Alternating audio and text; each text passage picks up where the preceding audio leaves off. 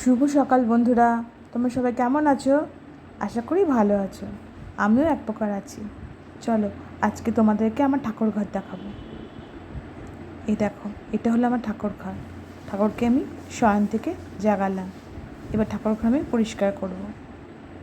ঠাকুর ঘর মুছবো, বাসন মাজবো, ফুল তুলবো, কত কাজ।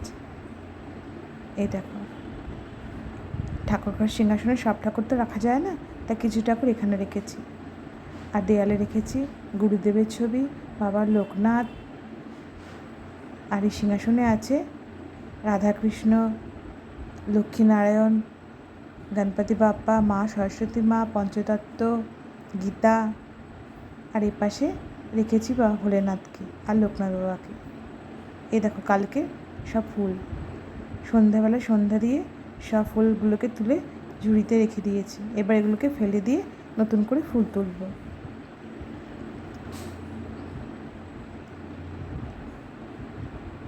আর এই বাসনগুলোকে এখন মেজে এখানে উপর করে দেবো। আর ওখানে আমার ছেলে উঁকি মারছে। এই দেখো, ঠাকুরের বাসন আমার মাজা হয়ে গেছে। এবার এগুলোকে আমি এখানে উপর করে দেবো জল ঝাড়ার জন্য। পরে রান্নাবান্না সেরে স্নান করে তারপরে পুজো দেব। আসলে মনটা চায় সকাল সকাল পুজো দিয়ে দিই, কিন্তু হয়ে ওঠে না। যেহেতু কর্তামশাইয়ের অফিস ছেড়ে স্কুল থাকে, তাই সকালবেলা উঠে আমাকে রান্নার কাজে ঢুকতে হয়।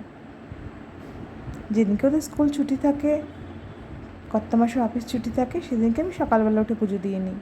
তাতে আমার মনটাও ভালো লাগে। এবার চলো ফুল তুলব, তোমাদেরকে দেখাবো আমার ফুল গাছগুলো।